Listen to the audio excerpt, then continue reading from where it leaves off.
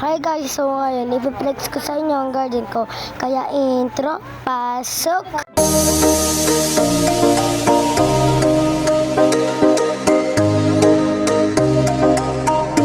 So ngayon, pag pumasok kayo, merong mga mango at basta burning wood. Saka dito, meron siyang market. Huwag nyo nalang pansinin yung burning wood kasi minedod ko yun. And meron pala ditong market, ang Indiang market, tsaka mga poste. OA.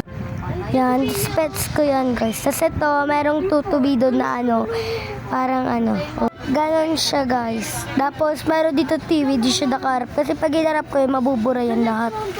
Tapos ayan, tapos meron ditong books. Tapos ito yung dito yung mga dragon fruit natin, mga coconuts. Ayan, coconuts. And ito guys, yung ditong coconuts ko. Ito sugar apple. Ito talaga, malala. Dito yung lagayan ng mga pets ko. Ang ingat. Okay na be. Ayan yung mga eggs ko. Ayan.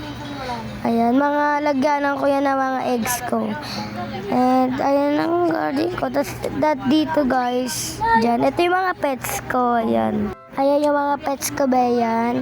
And dito yung ayan yung mga master ko, sprinkles ko rin ganyan.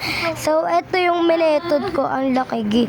Kasi nakita ko yung kapatid ko, may ganyan kalaki na ember lily. Kaya nainggit ako. Nagmetod din ako. Bobo ka, hindi ko yan. Charot. And ayan para yung grapes. Yan. And may update ang And ayan guys, yung update dito, di ko na yung naabutan. Magkukok ka talaga, magluluto.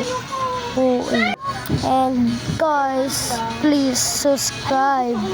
Tsaka yan, pag naglalakad ka, para kang Korea, gano'n. Charot. Ayan. So, ayan na. So, like yung garden ko, guys, may nag-like sa garden ko, sino yan? Si Ali Gilevin. Shoutout sa'yo, be! So, yun lang. Bye-bye! Subscribe!